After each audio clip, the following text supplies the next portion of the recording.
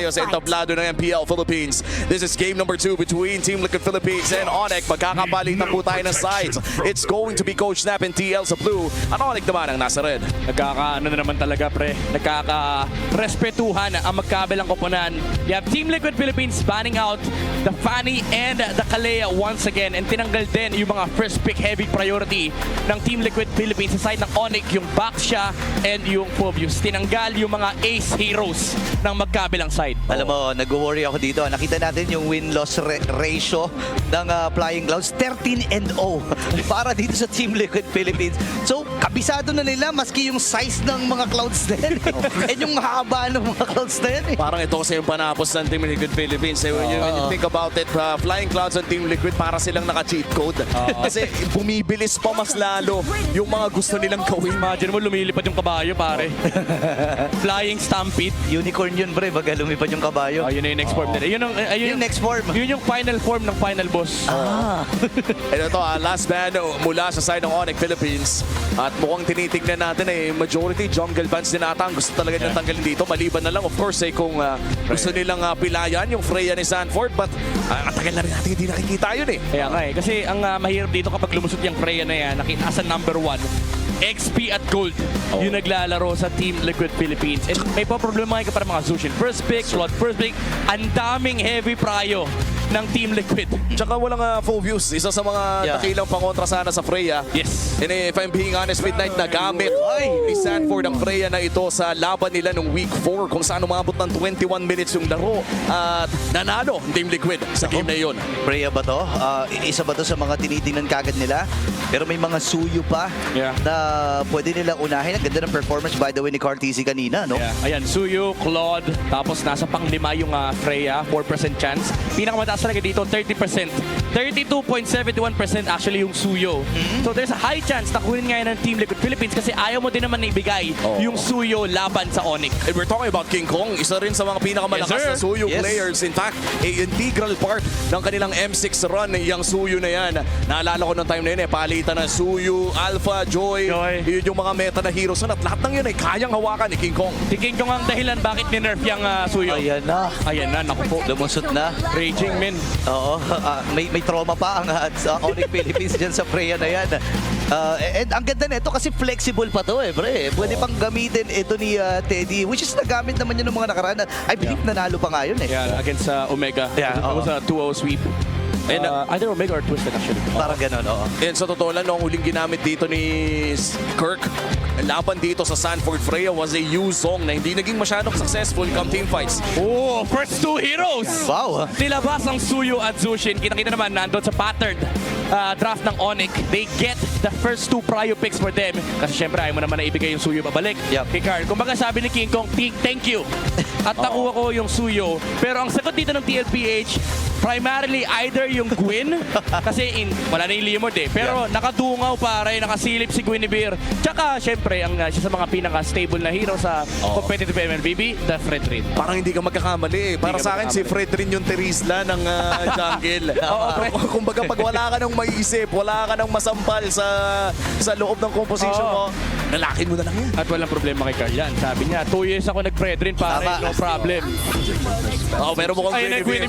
At nagbabalik ang Marcel ni Daddy JB. Hindi pa nagsawa after game 1. Pare, classic. Ito yung signature ng TLPH Kita mo doon sa drafting pattern nila, hindi masyado nagbabago. Kung ano yung swak, kung ano yung shoot, sasabihin ni Coach Nap at Coach Ayon, wag na tayo mag-overthink. Number 1 sa prediction, number 1 sa recommendation, kunin nyo na yan. Ba't mo pa naman papahirapan yung sarili mo, no? And alam naman natin kung gaano kataas ang kakayahan ni CarTZ kapag kumukuha ng mga utils na ganito, di ba? Ako kasi consider kong util to kahit may konting damage And magandang pan-setup to para sa Freya pag nagwala na siya mamaya.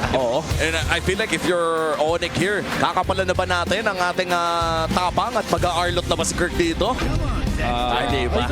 Kinuha. Sabi kasi binigay pang number 3. Sabi naman ni Savero, Teddy, thank you. English yun. English yun. Siya naman daw ang magpapa-MMR ng Claude dito sa ating game number 2. Balik tayo sa ating banning phase. Naghahanap pa ang side ng Team Liquid Philippines sa kanilang mid laner and potential side laners. So far, Marcel pa lang yung nare-repick mula nung game number 1 and then marami nang lumusot mula sa banning phase yung Claude and yung Freya. Now for Onyx Philippines, they do have a higher prio here because of the second phase, sila yung first pick. So they can definitely dictate kung ano yung mga tempo heroes na lalabas, especially for Rome. Nandyan yung mga problema ng TLPH, yung mga Hilda, yung Khalid. Pero ang isang kakayahan ng Team Liquid Philippines sa second phase is the flex component ng kanilang draft kasi hindi pa natin alam saan pupunta yung Freya. Okay, ano ba ang magiging atake nila dito? Again, Team Liquid Philippines, medyo maganda naman yung first 3 picks na meron sila. At may mga labanan dito ng mga cheers. Yan. Ito ang isang favorite part din ng mga MPL viewers natin. Mga puksaan. Ayan na, 2-0. Sabi ng Team Liquid Philippines and of course ang inaasahan ng nakiusap na ng tuwa, nakiusap na. Ayan. At syempre nariyan pa rin si Daddy King Kong and the family of King Kong na laging nakasuporta sa kanilang anak. Grabe no, ang sweet talaga ng mga esports parents natin sa kanilang mga anak. And moving forward sa mga susunod nating bans, napanggit natin ang Arlot kanina at tinanggal na rin ito ng Team Liquid Philippines. Yeah. And again, pagdating ng second phase, isa sa mga kailangang isipin dito ng Team Liquid Philippines is yung Red 4 on the side of Onyx Philippines. Yung Hilda ay open pa rin naman and definitely something na nalaro na ng Onyx. Ooh, I like this Lilia ban actually kasi yung reset component ang dami na kagad sa side ng Team Liquid Philippines. So as much as you can, you limit the heroes that can counterplay against your lineup considering na nakasuyo and Claude din sila. Ito yung mga heroes na gusto nila kapag pumasok sila, patay kagad yung mga targets. Tsaka parang ang ang lagkit din kasi talaga ng isang Lilia. Totoo yan. Especially against Azushin na gustong humaharap. Sometimes yung mga ganong kaliit na slow could be the difference maker dahil naiilang din pumuesto ang mga Azushin natin sa mga may bola-bola. The final ban here sa side ng Team Liquid. Tatanggalin nila ang Khalid. Looking for an XP laner, looking for a roamer. Ano ang kanilang kukunin? Hilda? Hilda ata. Hindi ka magkakamali dyan Hilda na lang. Ano pa ba? May mga gatot kacha pa ata na possible na hero dito para sa Onyx Philippines. Or pwede rin naman na kukunan na muna nila si Kirk ng hero, no? Parang itago mo nila. Alam naman nila yung Rome. Gatot. Pinisik na naman pa. Pre, guys, gusto ko lang sabihin Ano? Please naman, Sanji, magsilina ka naman. Oy, kahapon, Baka hindi naman. ka ba kinilig sa performance ni Wingwin? Nasa biyahe ako. Kinikilig ako habang nanonood. Silina Marcel, please. Si Lina Marcel, isa nga dyan, Sir Sanji. Baka naman pwede tayo magpakitang hilas ng konti, no? Tapos this time, kapag nalaki mo na yung si Lina Sanji, ngiti ka naman. So, yung ano ay... Approve mo kasi! Ina-approve naman. Check mo yung GC! Approve naman Na-approve naman. Gusto namin, lock in si Lina, tapos tingin kay Coach Ayon, approve. Approve. Ngayon ang tanong dito, saan nila ilalagay pare yung Freya? Kasi again, pwedeng ilagay sa XP, pwedeng ilagay sa Gold. Feeling ko ano na to Feeling ko XP Freya na to Kuha sila ng Gold din Ayan na yung... Well, di naman nakaw kasi may Zushin na sa kabila. Pero... Vintage pare! Okay. Vintage! Mukhang burrito, hindi ikaw ang kikiligin kung di ako. Oo. Or ka, Benedetta, pre. Laban ang link dyan? Wala ba tayong link dyan? Pero ito that does confirm na ang Freya na ito ay mapupunta sa gold lane at XP lane para kay Sanford on this Benedetta matchup. And ngayon, Onyx, nasa kanila ang bola. Anong ibibigay na hero kay Kirk? Walang Pobius. Nandyan pa rin naman ang placeholder na si Terizla. Uranus. Oy, Sora! Oy. Okay, the damage kahit paano meron din. Ang ganda ng palitan na to. Nag-worry lang ako para dito kay sa Claude na to. Mamaya dahil para bang siya ay tinapatan dito ng Team Liquid. Oo. Yan naman talaga tayong hinahanap dito ng side ng Onyx Philippines at ng Team Liquid kontra Onyx as we head on to this game number 2 of this Golden Rivalry. Ang pinakauling Golden Rivalry ng ating regular season 17. After ng Game 1 victory ng Team Liquid Philippines ay naghahanap ng paraan ng Onyx Philippines sa makuha ang 2-1 na kanilang hinihiling. At kung sakali lang naman umabot sa 2-1 ang ating score, MPL Philippines, aabot po tayo ng overtime. So kapag pumiso dito ang Onyx Philippines, yung Team Falcons ay magsasapatos na. Mag-i-impake na. Mag-impake na. Pupunta na sa arena kasi baka magkaroon tayo ng rematch ng Clash of the Titans. And that's another best of 3. Isang best of 3 pa ang kailangan laruin. Pero sa ngayon ay dadako muna tayo sa ating game number 2. Another vintage Binuya performance on this Benedetta. Pero mukhang nakalamang si Kirk sa trade na yun. Oo, ang ganda ng palitan dito. May mga plano kagad doon sa XP. Usual rotation naman ang ipapamalas ng ating mid duo and ang Onyx Philippines ngayon masasabi ko na mas stable yung itong lineup na hawak nila. Okay, in terms of stability naman talaga, no? Ang high uptime kasi, yung mga tao dito sa side ng Onyx Philippines. Uy. Parang teka lang ha. Uy, uy, uy, uy! 1v1. Grabe naman si Sanford. Talagang pinapahirapan eh. Okay, Brusco and JP. Tutukan muna sa isa't isa. Pero si King Kong ay nagmamatsyag din sa itaas ha. Yan din talaga yung masarap kapag ka nakatank jungle dito si Carl Tizzy. Na-unlock yung Apex Oy! Predator side pero mukhang mapapa-flicker palayo si JP. A crucial battle spell to lose bago lumabas ang pinakaunang pagong. Yeah, napasobra ng poke dito yung TLPH and King Kong. Not going to the mid lane kasi alam niya, hawak naman nila yung Zushin. They do have an overwhelming mid prio here on the side of Onyx Philippines. Even though brute force ng TLPH yung rotation na yun, hindi naman mawawalan ng resources si Carly. Still gonna hit level 4 sa turtle fight. Oo, saktong-sakto no, makikita nyo na kung paano nga ba ang kamay ng isa sa mga pinakamalakas na Benedetta player sa ating Infinix Handcam. Rekta na po tayo sa ating potential fight around that river area. Saktong trade-up lamang sa parehas na koponan pero ang agang magkakat dito ni Teddy at may laban pala sa taas. Nako, pinagtutulungan nila si Kirk ha. Ang tanong, may pantakas ba? Kaya lang, nandun na yung dalawa na nagmamatsyag din. Teddy, tagumpay sa kanyang mission na mag-cut ng wave at didiretso na kagad siya sa unang pagong. Ito na yung classic na yung mga fighter pupunta sa turtle. And knowing na kayang-kaya nila nga umabot, pwede sila mag-brute force ng laban dito from TLPH. They can see Brusco and JP constantly still looking for additional targets. Okay, kalahati ang HP ha, pero sabi ni Cartesi, sige, magdedesisyon na kagad ako, nabigyan! Itong si Bruce na first man sa kanila, pero hindi pa tapos dito si Kirk. Cartesi with that turtle, pero nagsasapak na rin si Kirk at tagumpay ang plano ng CL. At parang binasic lang ng Team Liquid Philippines. Isan mo, Carl. Lalatagan ko ng Electo. Team Liquid Philippines not only gets the first blood, kundi ang first turtle na rin. So you have to recognize yung timing din ng TLPH. Carl TC could have jumped anytime. Pero talagang hinintay niya yung Benedetta, hinintay niya yung Freya. And after the kill on the Brusco, si Teddy pare, hindi na siya steady. Dagdag zoning mechanism na rin siya for TLPH. Zinone niya yung Sora. So hindi nakalapit si Kirk for the counter set. Oh, forces the Crimson Beacon. At mukhang hindi naman napapalagan ito ng Onyx Philippines. So far, farm muna ang call ng pares sa upunan. Hindi pa naman ganun kalaki ang gold lead ng Team Liquid Philippines. At mukhang nire-respeto ng side ng Onyx Philippines yung kapasidad ng TL to basically pull the trigger anytime. Oo, alam mo, ito yung nakakabilib sa dalawang kupunan na ito. Napakagaling nilang humawak doon sa gitna. Pero AOG, Flicker, ay nagamit din ni Sanji. Nagkabawasan ng mga ulti at spell. Pero si Sanji naman ngayon, itatama yung kanyang poke. Pero napicturean, Golden Hour. Pero aantay lang ata ni Cartesi. Napakagata! Yung talon ni Carlito doon. Oy! Sa bagay may nagaganap. Sanford and Kirk. Pero parang napuruhan ata si Kirk doon ha. Rehearsal lang daw kasi yung nasa mid lane. Mamaya pa yung combo na yon. Checkping lang. Checkping lang muna. At mukhang makakapag-farm naman ng matiwasay ang parehas na ating side laners. Make that for Savero and Teddy and for the XB laners as well.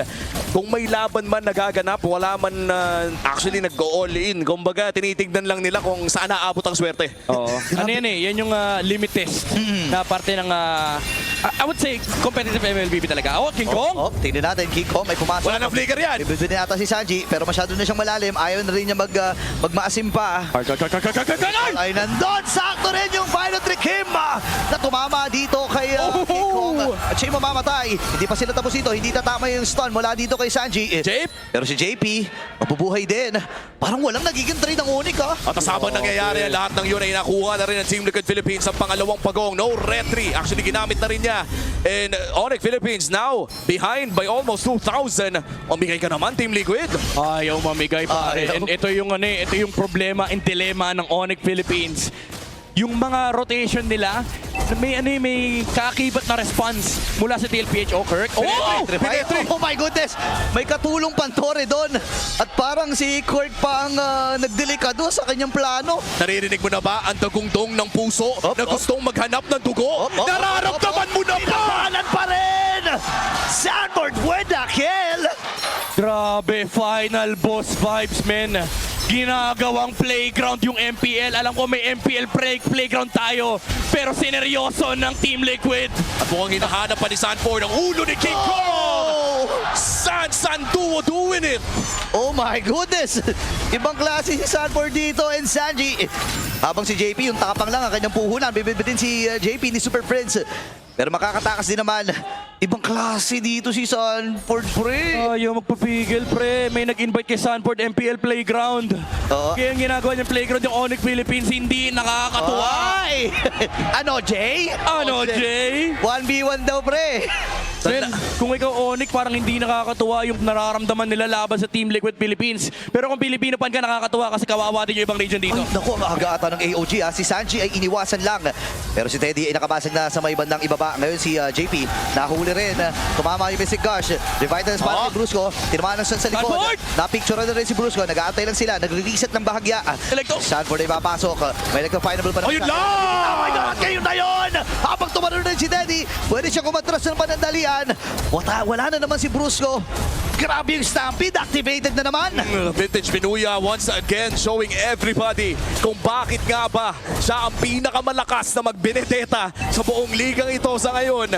And King Kong ay nahihirapan na rin ata mag-farm sa loob ng kanyang jungle. Yeah. Kinakain na ng Liquid yung bahay ng Super Family. Ini-invade sila and hindi makahanap ng kahit anong movement sa Onyx Philippines kasi nasa mukha nila yung Apex Predator na si Sanford. And the last time na nilaro ni Vintage Pinuya itong Benedetta na to was in week number 2. Game number 3 kontra Team Yung Falcons. Grabe. Kung saan 15 minutes lang tumagal ang larong iyon with the backshot played by Carl Bees. Oh my God! Masapul na naman si Ikong! At siya'y natunaw kagad. Sanji with a kill. Makakatakas naman si JP ngayon. Sabero! Dito. Pero sinabayan na si Sabero. Kaya at si same power. Makakatakas din siya. JP nagaman ng pagkakataon pero BMI nagamit na. Oh Pero my nandito na si Teddy! Pinagahampas sa kanyang espada. Ito si Sabero pero si Sanford na nakakuha. Kirk with a kill. Pupunta na naman si Kirk dito. Pagtutulungan nila si Kirk. At siya atay mamamatay. Pinasok pa rin ni Teddy! 9-1 ang ating kill score and Team Liquid Philippines tuloy-tuloy lang ang pagpasok sa sariling bahay ng Onyx. Okay, tumama yung Tonda. Pero nag-fire tricking lang. Oh my goodness, iniwasan yung unbreakable. Naku, wala ka na naman tinamaan si Brusco. Ikatlong pagkakataon na yan, ha? Na-dodge, man. Para bang lahat na lang ng gawin ng Onyx Philippines may sagot si Carl. Ang sagot niya, ako ang the GOAT! Oh my. And Onyx Philippines still looking for a way to break the tempo ng Team Liquid Philippines. 5K ahead. And ito talaga magiging natitirang win condition ng Onyx Philippines dito ay humanap ng paraan na ma-break yung momentum na hawak ng Team Liquid Philippines. But how exactly do you break that momentum? I mean, they need to find mistakes. Kanina kamuntikan na yung Team Liquid, but the juggle was absolute perfection. Mula rito kay Carl, mula kay Sanji, at pati na rin kay JP. 3 heroes were sitting at 1 HP, and Onyx couldn't do anything but just watch as the other heroes went out. Bumalik pa nga si Carl TZ, nag-regen lang ng konti. And ito yung problema ng Onyx, men. Parang hindi lang yung isang hero yung kalaban nila. Pag napapaba yung HP, mamaya babalik na naman at i-outplay sila. And I think at this point ay kailangan lang talaga mag-anak, as you said, ng Onyx Philippines ng pagkakataon na mag-overstep ang Team Liquid Philippines o magkakamali. But as of now, hindi pa natin nakikita yung mga chance na yun. 1v1, Sanford! Okay, nagamit yung pwede fight! Si King Kong na pupunta na kung wala natin patakas si King Kong. Napavertical na. Pero nakipagsabayan na red si Sanford. Hindi sapat ang Evil Queller kasi siya'y magtatagumpay. Hindi pa tapos sa pananasan Team Liquid! Kamehameha para kay Sanji. Habang si Sabero ay napuntahan. Pinicturean pa. Pinicturean pa itong si Sabero. Sanford, Andito Sanford. na ang Super Family pero hindi sila sasapat. Kirk nahuli ang dalawa. Super Prince ngayon. Bababaran lang ng lantern the si JP. juggle. Mabibidbid niya pero nandito si Carlito at papasok na. Pero tatakas din. Walang magawa ang Onyx Philippines, pre. Sublime turret juggling. Mapapagoogle ka kung ano ibig sabihin ng Sublime sa napakaganda na ginawa ng TL doon sa pagjagil ng Torre. Sublime, eloquent, perfection. Yan ang terminolohiya na magde-describe sa laro ng Team Liquid ngayon. Pinapakita nila na yung mga kabalyeros ay nag-iisang pamilya din. Magsa-10 minuto pa lang, 10,000 ang kanilang kalamangan dito. May mga recalls na ginagawa si Sanford. Oh, ito na yun eh. At sa Hoy. pagmarcha ng Lord doon sa may bandang ibaba ay hawak ng Apex Predator bottom lane. Looking at the mid lane ay hawak naman ito ni Steady Teddy at hawak na rin ang 4 na kabalyero with an 11k gold lead. Naghahanap ng 3 inhibitor turrets at ng 2 larong panalo. Nagmamarcha na ang Lord sa baba. Okay. Dadang pala sila dito, si Carl TC. Oh, Pero may iwan naman nakaganap. Kaya lang makakatakas si Sanford. Would like to find a blow. Ngayon mapoprotektahan nila yung gitna. Kaya lang hindi yung ibabang bahagi. Teddy, Papasok si Teddy. Si Super Prince ay pinwersa niya na magamit yung kanyang Crimson Beacon. Pero sa may gilid na bahagi may nagaganap din. Sasama na dito si JP. Pipilitin nila na gamitin yung ultimate ni Kirk. Pero mabibigyan din ata dito si Sanji. Masyado na napalalim. Teddy aatras. Naku, tatamaan lang yung mga minions para dito kay Kirk. Habang pinipilit ni Sanford na sumabog yung itaas na bahagi at tagumpay sila.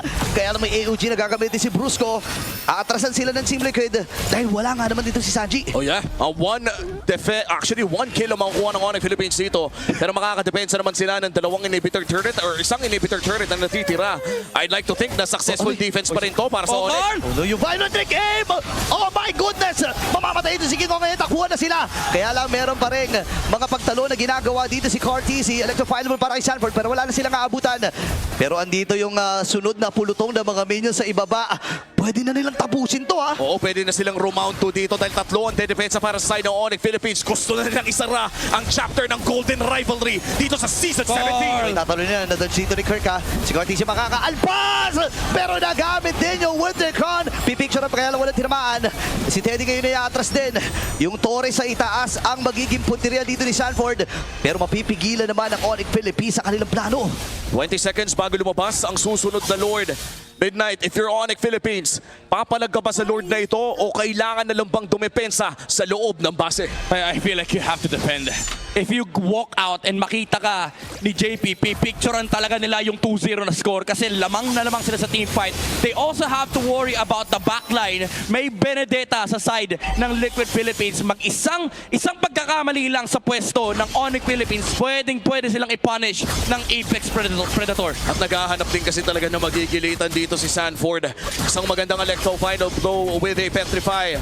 Ayan ang ating inaabangan pero ito na ang Lord na mapupunta sa kamay ng Team Liquid Philippines. No retribution needed. Teddy secures the Lord para sa TL. A 12,000, a gigantic gold lead ang hawak ng Team Liquid Philippines sa harap ng Onyx. And this is the golden rivalry na nakikita natin. Pinapakita ng Team Liquid na sila ang final boss, ang reigning, defending MPL Philippines champions. Kakapit dito ang Onyx Philippines. May mga pokes na binibitawan si Sanji. Lord sa may bandang gitna. JP ngayon, nagaban ng pagkakataon. Available ang kanyang golden hour. Actually, lahat ng mga spells para sa Team Liquid ay available din. Super Prince, tinatry na i-poke. Yung Lord ay nakapasok na doon sa vicinity. Pero magagamit din yung Crimson Beacon habang nandun na rin yung Missing Cash para dito kay Sanji. Ngayon naman si Bruce kayo napalalim din. Kaya lang, kinakatapusin ito ng Team Liquid Philippines. Double kill para kay Sanford. At aatrasan na nila itong Onyx Philippines ay magwawagi ang Team Liquid. At top set secured sila. Wala nang overtime.